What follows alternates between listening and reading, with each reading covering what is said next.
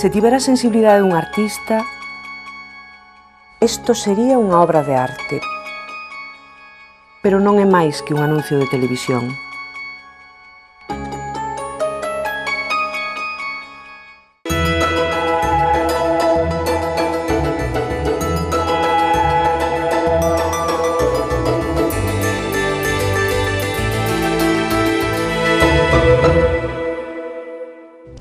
Bienvenidos a Espacio de Arte. Cumplimos un año de programa, de emisión de nuestro Espacio de Arte. Hoy queremos soplar las velas de nuestro 52 cumpleaños en la emblemática Galería Compostelana 30. El artista invitado es Ánsel Huete, uno de los fundadores del movimiento más renovador de Galicia, Atlántica. Muchísimas gracias por acompañarnos en esta nueva singladura. Ánsel. Gracias a vosotros. Bienvenido. También. Gracias. Acabas de inaugurar la presente exposición Causa Subseace. Aquí, en esta exposición que tenemos en 30, caes totalmente en la abstracción, casi el grado cero de la pintura. Después de esto, ¿qué viene ya? Bueno, digamos que no caigo ahora en la abstracción y tampoco en las proximidades o en el entorno del grado cero, porque digamos que como que me encuentro en él o discurro alrededor de estos conceptos ya desde hace bastante tiempo. Quiero decir, no obstante, que hay aspectos novedosos, digamos que yo trato también de renovarme o de no frecuentar caminos ya demasiado trillados y trato de hacer un proyecto de investigación y esta exposición da testimonio, digamos, de las últimas preocupaciones. No creo yo que sea más sintética desde el punto de vista de los recursos que otras, pero quizás sea más rigurosa en cuanto a los contenidos cromáticos. Esto puede ser así. Pero en la anterior exposición que presentaste en esta misma sala, si no recuerdo mal, Invisible, todavía había algún elemento iconográfico un poco más reconocibles. Pues no, yo creo que no, o sea, no, disculpadme, pero creo que no, que no había iconos de ningún tipo. Lo único que sí había estructuras que uno podría recordar de una manera más clara. Digamos que entonces hacía ya también alusión al vacío, ¿no? a la ausencia, cuando decía invisible, porque realmente estaba haciendo un guiño un poco semejante al que hago ahora, con el propio título. Al decir invisible, tratándose de artes visuales, pues bueno, encierra una cierta paradoja. Y me refería justamente a eso, a la renuncia de elementos demasiado reconocibles, donde la vista y el cerebro se perdían un poco si trataban, por lo menos en el intento de tratar de reconocer algo familiarmente. Sí, sí. De reconocimiento es difícil reconocerlo. La serie del año pasado que llevasteis a Arco, precisamente con esta galería, Causa Subseace también, sí, hacías alusión a la monarquía, y de la monarquía pues mucho no sí, hay. Bueno, no decía, era como, digamos, se mantenía desde el punto de vista teórico en las mismas propuestas que esta exposición. Digamos que entonces inauguraba un poco este espacio conceptual. Y es que, digamos, aquí tengo como la vocación de tapar supuestas imágenes, iconos, que subyacen debajo, que estuvieran debajo. En aquel caso, que fue hace más tiempo que un año, ¿no? Esto fue ya hace como 3 o 4 años, es cuando salió a los medios de comunicación la nueva princesa, claro, sí, sí, de Asturias, y entonces se había convertido en un personaje muy mediático. Y yo trabajé justamente con una fotografía del país, que la amplié y le hice una serigrafía de ella. Y entonces con esa serigrafía trabajé todos una serie de soportes, entonces eran en madera, y en todos puse a la princesa, vamos, ¿cómo se llama? Doña Leticia. Doña Leticia.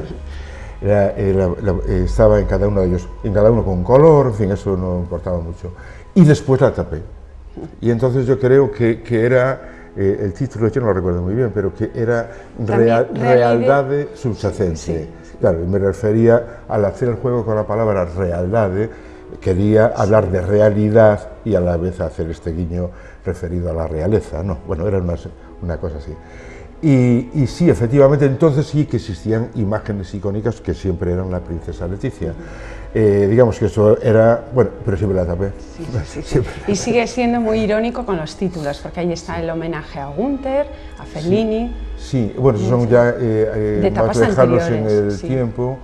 Sí, bueno, digamos que en cierta manera, yo sabes que yo estudié en Alemania durante algún tiempo y bueno, y quizás es de allí de donde me acomodé a lo mejor en algunos referentes que yo hago, ¿no? Hago bastantes referencias con los títulos y algunos tienen su origen en aquella etapa. Bueno, estamos hablando de Gunther, que me refería inevitablemente a Grass, y bueno, y otras cosas. Y otras cosas como por ejemplo las gamas de colores que hiciste en la intervención para el doble espacio del CEGAC, ¿no? Aludiendo a la bandera alemana. Pues ves, esas son cosas que son de carácter inconsciente, digamos, está en el espacio del automatismo mental, pero me gusta muchísimo esa combinación y la uso muchas veces. Y efectivamente, no me pasa desapercibido que se trata de la bandera alemana. Y también tengo que hacer esta reflexión. Yo cada vez que veo la bandera alemana, no me emociono, pero, porque no tengo nada que, no me emociono con ninguna, pero digamos, que reconozco que una combinación interesante, dura y apacible, no sé, la veo interesante. Interesante fue aquella magnífica exposición que hiciste en el doble espacio de la que estamos hablando, que titulaste Carpintería Fina. No, albañilería. Aludiendo al trabajo de los constructores. Sí, también estos son, mira, esto tiene vamos, su origen también conceptual en el hecho de que yo me considero en algunas ocasiones como un viejo rockero, como uno de los artistas que alcanzaron su bagaje de madurez hace tiempo.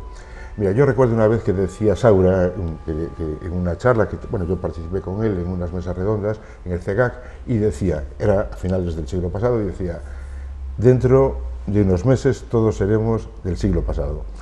Esta reflexión que no deja de ser la vivimos todos. La vivimos que todos. Tenemos bueno, la ocasión de vivir en el siglo XXI. Pero yo tengo una hija que ya no es del siglo pasado, es decir, que para mucha gente nosotros quedaremos con personajes del siglo XIX, Esto, de alguna manera, yo tengo una formación, alcancé mi madurez artística mucho antes de la posmodernidad, y digamos que yo me sentí, porque así lo asumí, porque también asumí todos los aspectos teóricos y los postulados precisos, para ser un pintor moderno. Y con el tiempo he visto también la necesidad de ser un pintor postmoderno, y pienso que hoy no se puede ser un artista sin asumir también estos aspectos teóricos que definen la posmodernidad. Bueno, pero en cierta manera me veo como una especie de antiguo, al mismo tiempo, de vieja huella de otros tiempos, y es en ese sentido que yo a veces genero esta ironía. Soy un pintor que todavía pinta, y entonces quise hacer ese humor de albañilería fina, que es un espacio donde se pinta con brocha y se pinta de verdad. Vamos. Y tú inauguraste, es decir, el espacio, lo recreaste auténticamente con material pictórico. Era la primera vez, la primera ocasión. Que se hacía, sí, es que claro, por eso te digo que existía algo de reivindicación en el hecho de pintar, no, de pintar y de asumir, de abordar el espacio desde la pintura. O sea, todo está pintado por mí y mis ayudantes, claro, no había ayudantes, pero digamos que esa disposición es la que trato de reflejar ahí. También hay otros aspectos de carácter poético, ¿sabes? Porque hay un poeta catalán que siempre recuerdo, que era Salvador Papaseit, que tenía algunos poemas que decía cómo silbaban los pintores mientras pintaban y el olor de las pinturas, bueno, una serie de cosas que siempre me gustó recrear, porque realmente pienso en eso cuando pinto. Y de hecho has dicho que pintar produce muchísima más satisfacción que cualquier cosa que pueda haber alrededor. Bueno, puede que lo piense, que lo haya dicho alguna vez, pero si lo dije mintiendo como un bellaco, pienso que se sufre mucho pintando. Se sufre, yo por lo menos sufro muchísimo. Cuando logra superar las situaciones, bueno, las adversidades, que son muchísimas las que se producen en el proceso propio de la creación, claro, la satisfacción es enorme, es muy grande, pero es más bien a base de sufrimiento, y no lo digo de una manera retórica. se sufre porque hay momentos en que uno duda de sí mismo, porque cuando tarda en alcanzar resultados, lo vive con una intensidad dramática grande. Digo esto y hago eco de otros artistas también, que los he oído en muchas ocasiones que dicen lo mismo, ¿no? Y el resultado final ahora, bueno, está evidente, es clara la huella en estos grandes paneles, en esos grandes lienzos de Rothko, pero también del movimiento... Bueno, sí, bueno, yo no lo... bueno, no me parece mal que me lo digas porque yo admiro a Rothko, pero no lo aceptaría yo bueno, lo acepto de buen grado la comparación, pero no creo que sea así, ¿eh? ¿Y con el movimiento francés Support Surface? Sí, con ellos sí, tengo mucha porque más realmente vinculación. Aquí te quedas con el color. Sí, con la... pero digamos, yo te quiero explicar, porque me parece bien, esto lo considero así como una provocación amistosa, el que me digas eso. Esto que, hombre, Rothko es un referente que para mí, sobre todo, tal como dije antes, siendo un pintor moderno y digamos antiguo, pues me emocionó muchísimo siempre. Pero siempre traté de tomar mucha distancia con él, porque, bueno, por estrategia y por conveniencia, porque es un pintor muy absoluto y muy inalcanzable en muchas cosas, y prefiero no invadir ni siquiera teóricamente esos espacios. No, pero sí el support surface, o el soporte superficie, siempre me interesó, porque me interesó mucho también los presupuestos teóricos. Y también porque, digamos, que son más de mi generación, o sea, viví yo al mismo tiempo esas cosas, ¿no? Se inclinaba un poco por corrientes marxistas también. Pues sí. Bueno, yo no puedo tampoco olvidar mi pasado en ese sentido. Yo he vivido, naturalmente, una gran parte de mi vida, la viví todavía con Franco, y digamos que yo tuve posicionamientos políticos de resistencia. Vamos, quiero decir que después que fui un resistente a eso, ¿no? Y digamos, también en mi época pues era muy normal tener una formación de carácter marxista.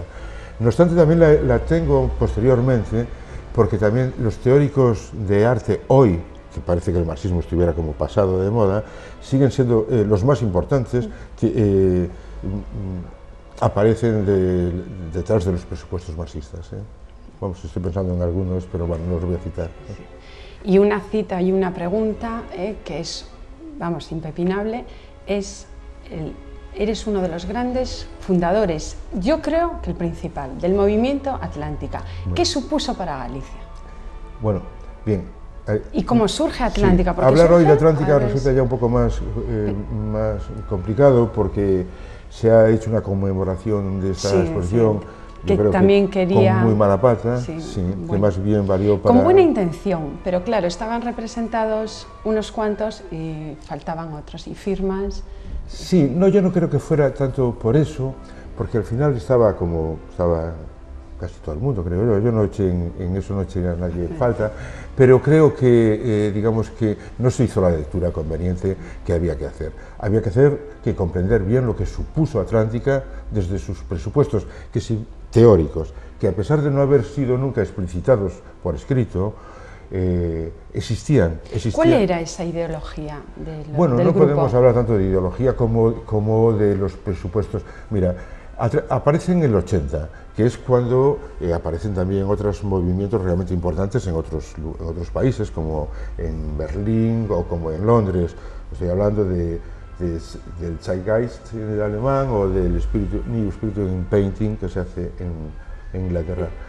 Pero también coincide, y hay que citarlo porque es mucho más, quizás más próximo a nosotros, una exposición que se hace en Madrid, se llama Madrid Distrito Federal, o DF, no sé si era Distrito Federal o solo DF, vamos, quería decir Distrito Federal. Y digamos, nosotros la hacemos en ese momento, pero lo hacemos también en un momento en que uno de las grandes personajes que tuvo la democracia española, que fue Tussell, no sé si recordáis, que desgraciadamente murió demasiado pronto, era de entonces me parece que era el director de patrimonio de UCD, e reinició toda esta apertura que hay en España hoy de grandes exposiciones y de grandes acontecimientos de carácter artístico. Bueno, inauguró un poco lo que hoy ya es casi solo industria cultural, pero bueno. Y digamos que en aquella coyuntura nosotros quisimos rescatar, dejar patente la situación de la libertad que habíamos alcanzado.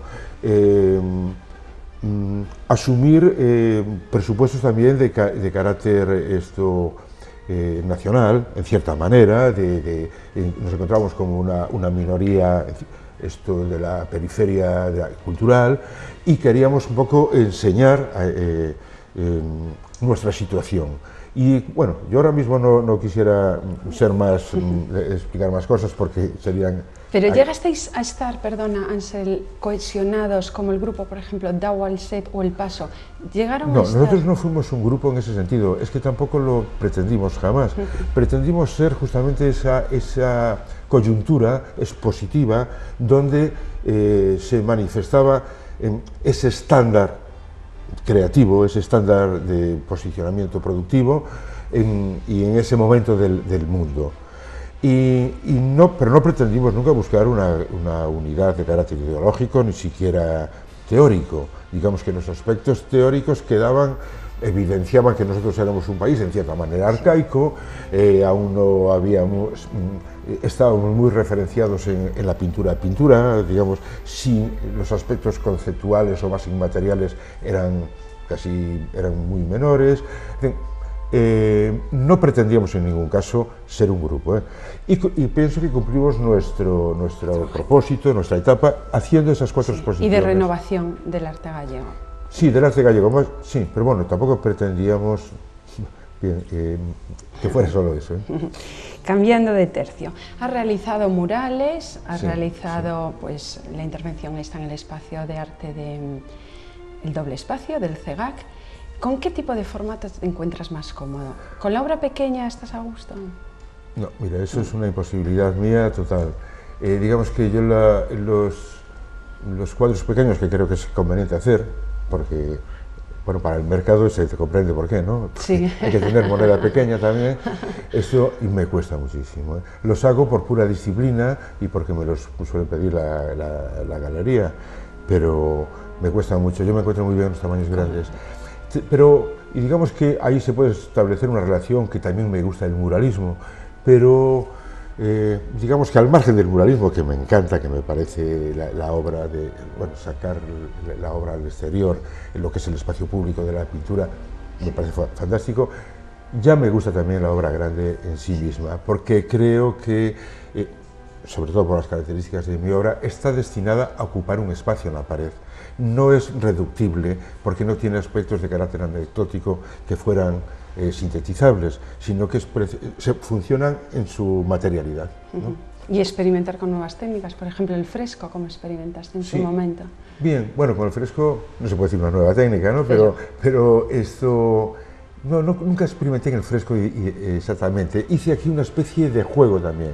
Yo solo pinté una vez al fresco y fue en la facultad, no, en la Escuela de Bellas Artes, que se llamaba entonces, de Barcelona, y recuerdo que se me cuarteó todo al día siguiente, o sea que lo hice mal.